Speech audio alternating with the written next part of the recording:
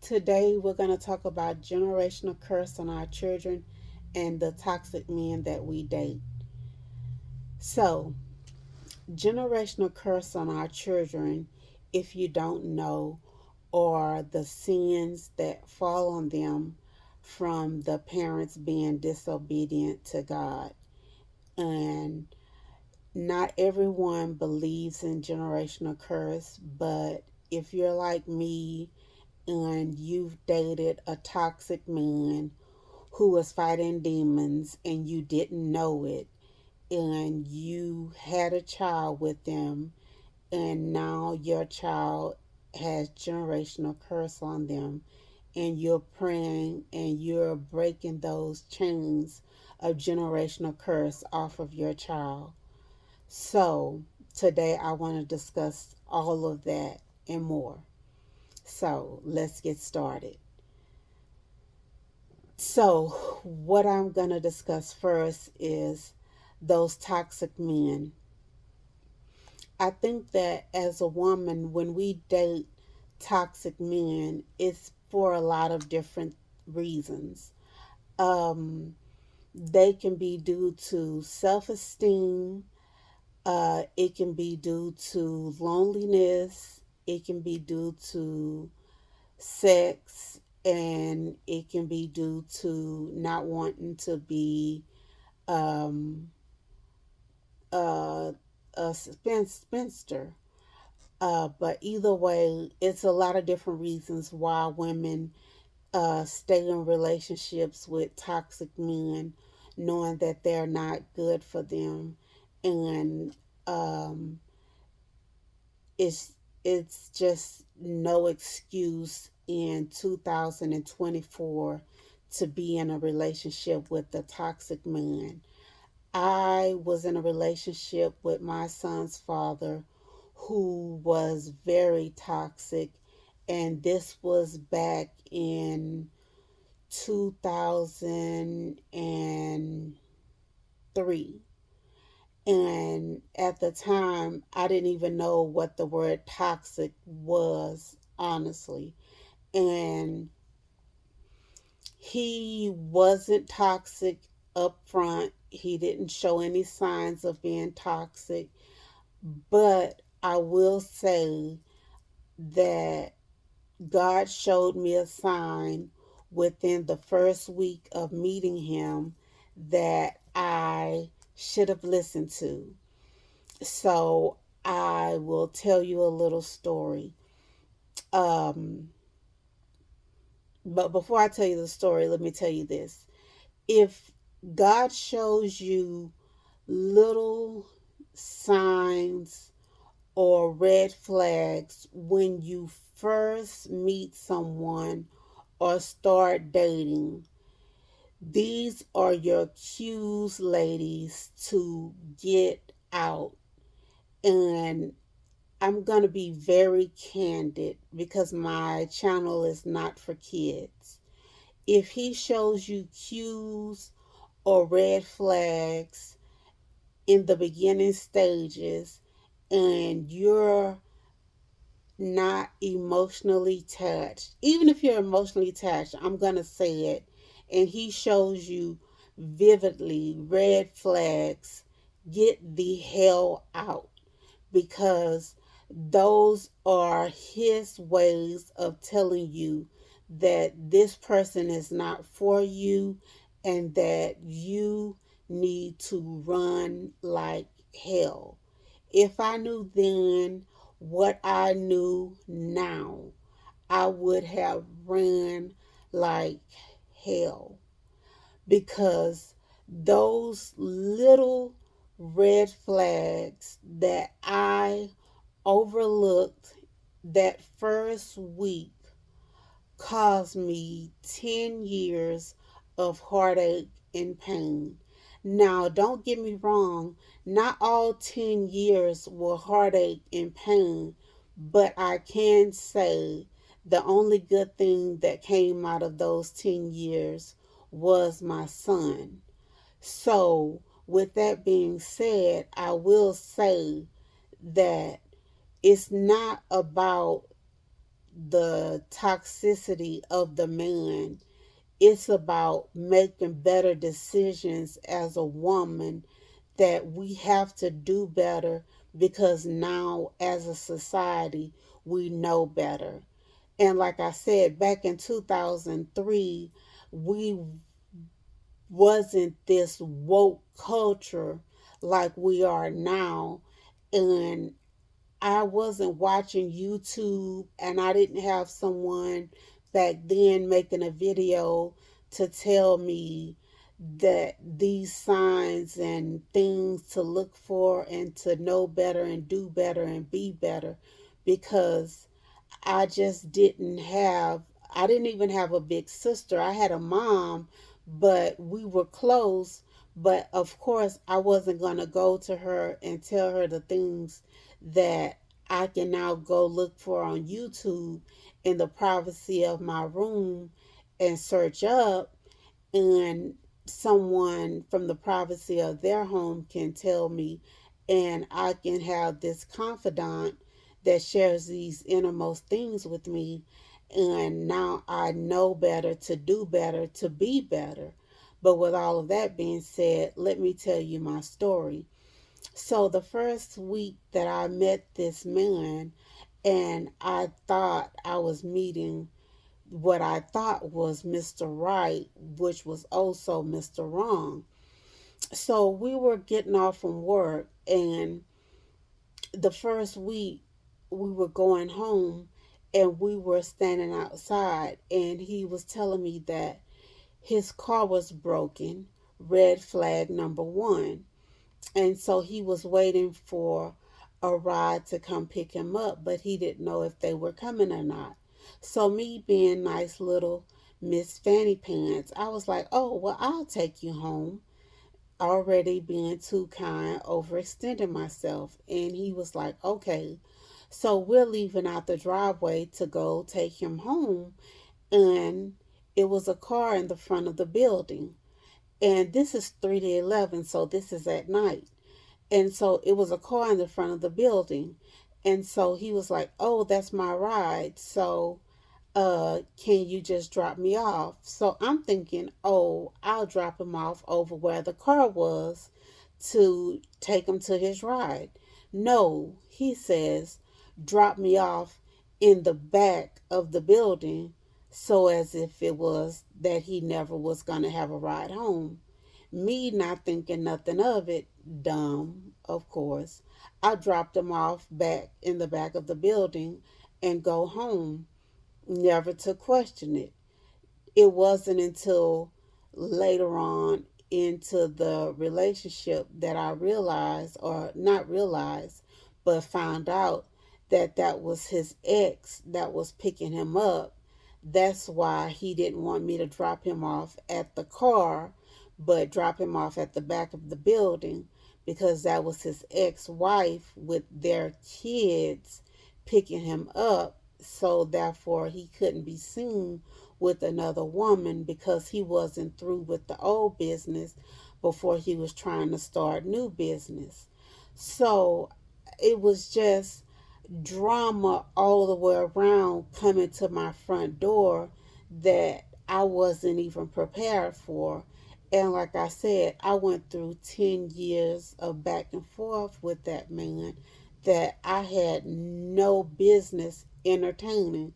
But God tried to show me, and in the first week, He tried to show me, but because I say I was being disobedient, because I didn't, naive, didn't think anything of it, I didn't question it, I didn't pay attention to the signs, and I didn't, how shall I say, I guess because I had been single for so long, and it was a man showing me some attention, and I was just getting my foot wet, just thinking I was finna date. And so, unfortunately for me, that whole world opened up a can of worms that I wish I had never went into.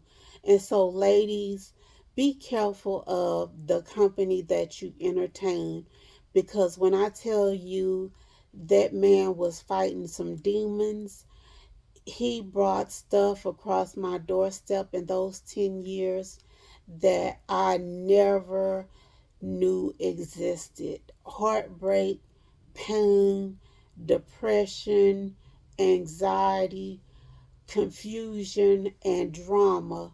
And before that, I was in church, in the choir, I was working in the church, I was being obedient to God, and I was still doing all those things, even though He was slowly tearing me down.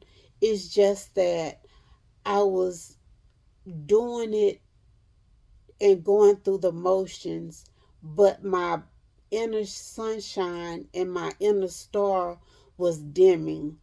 And all the while I was study saying, "Why me, Lord?" But not knowing that I was doing it to myself because I wouldn't let Him go. But at the same time, I was study praying to God to change Him and to fix Him, when all the while I could have just let him go instead of praying on God to fix and change this man. So it wasn't until I let him go and I moved on and became the best version of myself that I finally found peace and happiness. Of course, all of this didn't happen until after I had the child, and then I became the better version of myself. But of course, my child had to suffer his iniquities and generational curse, because not only does my child look exactly like him, my child acts exactly like him, but I have prayed over my child. My child is not going to have those same generational curse that he has, because my child is raised in a two-parent home. My child is loved by his bonus dad, and he is raised with respect and manners, and he's getting a good education, and he has his aunt and his grandmother and his grandfather and his life, and he has the most beautiful godparents that you could ever ask for in this world. So he has all the foundation that he needs to break those generational curse. But the only thing that I wish I could have done different is that I wish I would have investigated more into his background. So, ladies, when you start dating these men, if you see the red flag and you can get out, get out. But at the same time, if you're going to date someone and you don't see the red flags and you see potential, ask questions into their background, their father's background, their mother's background. And it's not being nosy, but you're setting up real estate for your child's heritage, and you want to know what is it that you're getting yourself into, because you don't want to open up your soul, your heart, your emotions into someone who's not going to be good for you and good for your state of mind. You don't want to walk away from a relationship and feel like you've just been in a whole war for a whole decade for no good damn reason, because at the end of the day, those are battle scars and wounds that I will carry with me for the rest of my life. Yeah, it makes for the testimony, but at the end of the day, I didn't ask to be a testimony to nobody. But at the end of the day, it is what it is. But if you can get out of those relationships with these toxic men without having children, without having battle scars, without having emotional, mental and physical damage, do it before it is everlasting too late. You have a God that is almighty and all powerful. Pray to Him for strength to leave. Get out of there and do what is right for yourself, because there is nothing like a peace of mind at the end of the day. You have but one life to live. Live your life to the fullest. Don't let these men gaslight you and tell you that they love you and that they want to be with you, but their actions is showing something totally different. They're texting and talking on the phone, and then when you walk in the room they getting off the phone, or they can't lay their phone down while you're in the room, and then as soon as you walk in the room they turning the phone over.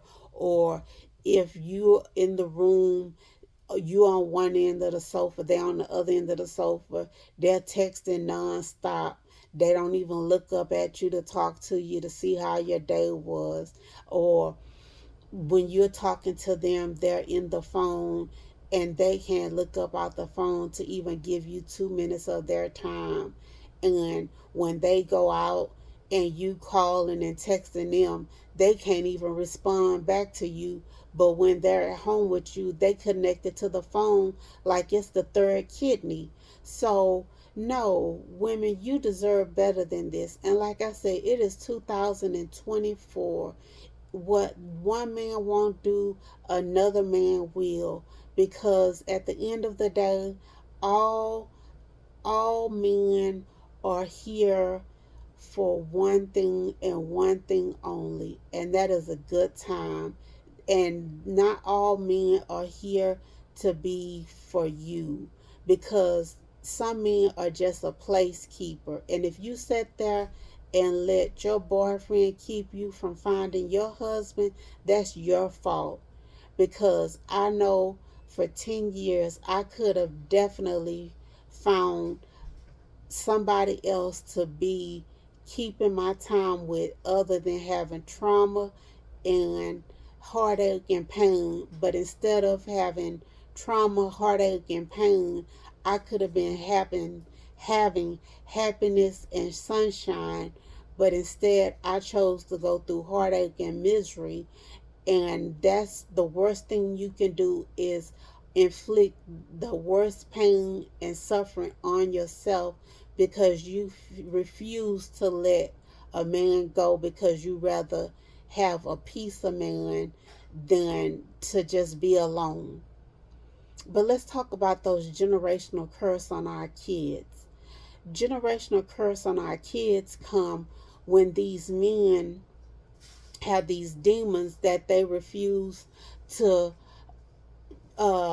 deal with. Because, for example, I know that my son's father was fighting demons that he didn't never want to talk about until it was too late, until after he lost me.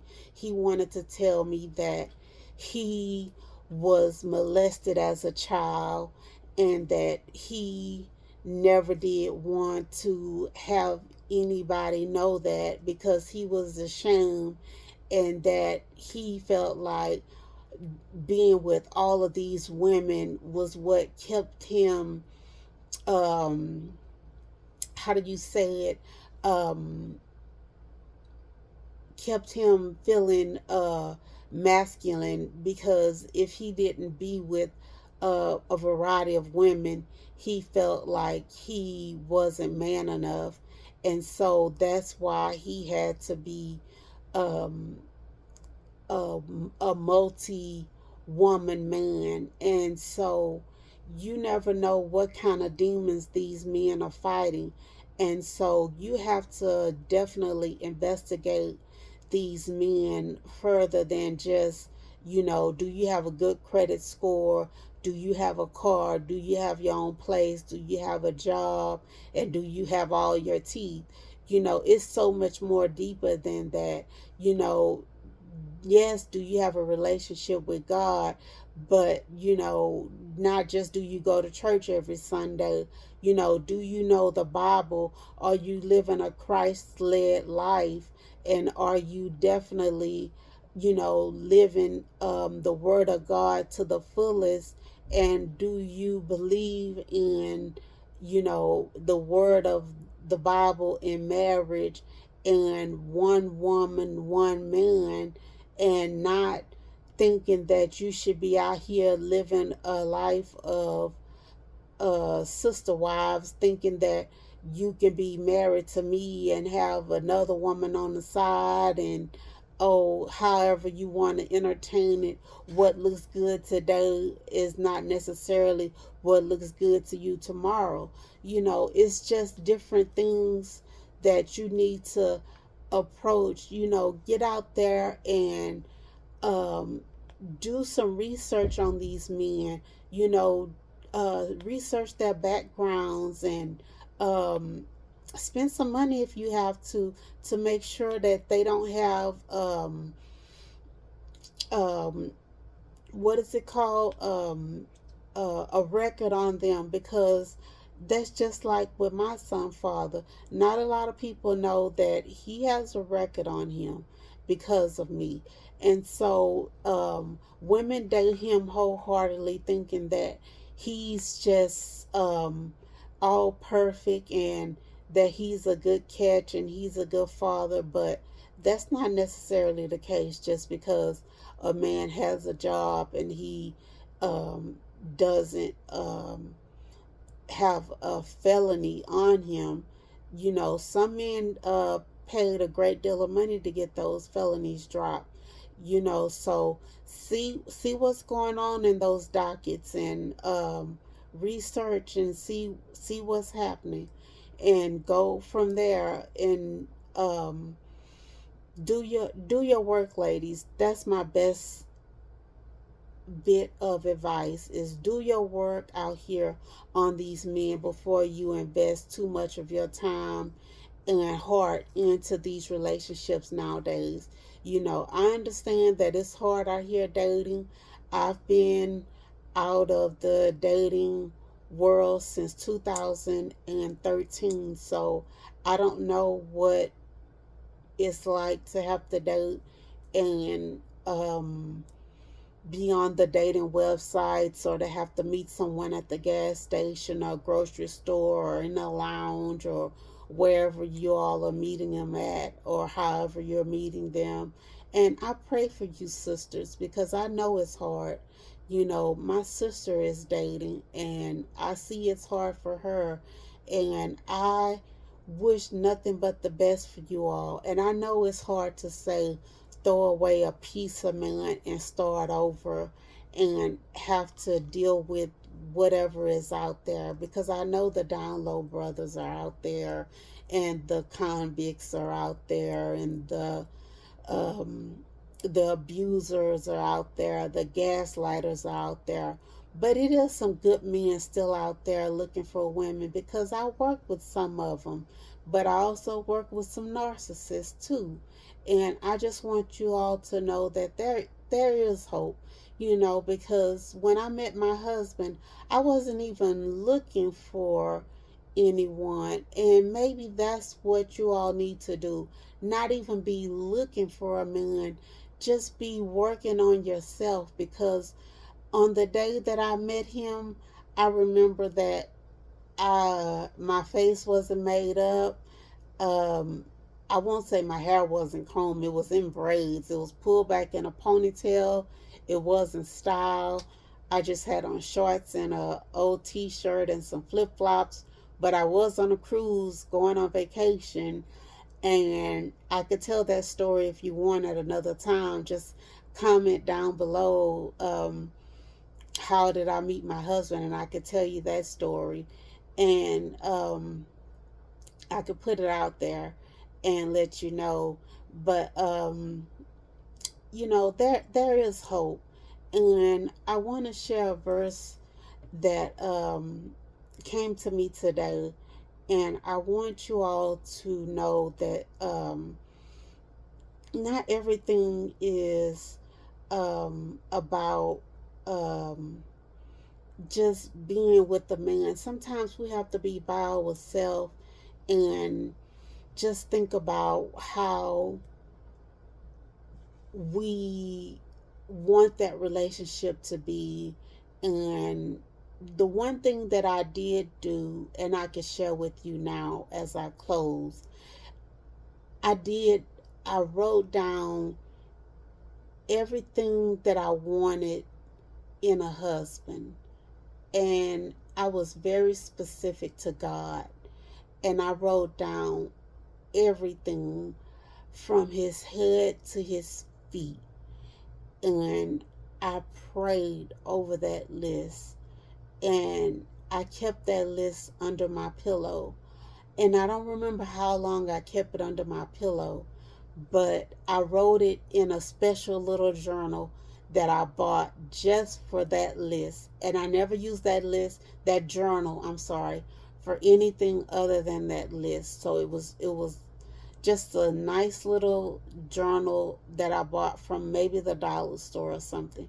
And I just jotted down everything I wanted in my husband. And I was very specific. And I didn't write down the color of his eyes, I remember, but I just remember writing beautiful eyes. And to this day, every time I look in my husband's eyes, I get so captivated because he has the most beautiful blue eyes I have ever seen. And so every time I see him and he looks at me and I look in his eyes, I just get so caught up, and it just makes my heart skip a beat. And I just smile every time I see him. But I was so specific, and another thing I didn't write a race. And so, just to be clear, my husband is a different race than I am. We're an interracial couple. So if you're open to it, and I'm just putting that out there, if you're open to it, you can put that you're open to any race. But I was just specific to I wanted a tall husband, and I put 6 foot plus, and I just put handsome, and so on and so forth. But if you want me to not go over my list because I don't have it anymore, but if you want me to, recreate the list with you or show you how to create the list, you can put that down in the comment section as well. And we can do like a vision board list, and we can create one of those as well. But I can show you how to create the list. So you can message me privately if you don't want to put that out there publicly. You can message me privately, and I would be more than happy to share with you, the details that I put. But those things, I felt like everything on my list that I put down in bullet points, because I did a bullet point list. I didn't number, I did bullet points. And so everything that I put down in my bullet points for my husband, and he answered my prayer for everything. And I was just so blessed that I can't even begin to tell you. When I say our God is a God that answers prayers above and beyond, I'm telling you, above and beyond. And so just know that He is able, ladies. So if you're scared to step out of your comfort zone and leave that relationship because you don't want to be alone, don't stay in there because you're already alone, suffering at the hands of a narcissist, an abuser, or someone who doesn't love you or respect you. And so just know that it's better to be physically alone than to be emotionally, mentally, and physically drained. and to stay in that relationship because you're not happy anyway. But the Bible verse that I wanted to share with you is Psalm 46 and 5. And it is, God is within her. She will not fail. God would help her at break of day. And so, ladies, I want to share that verse with you. I want you to stay encouraged and know that also Philippians 4 and 13, I can do all things through Christ who strengthens me. So please, if you have any comments, questions, or concerns, leave them in the comments down below or message me privately. Don't forget to subscribe, and I will be more than happy to get back with you. And I want you to stay safe, stay strong, and most importantly, stay blessed and stay encouraged. Thank you for listening to Leslie's Corner, and I'll see you guys again soon. Bye.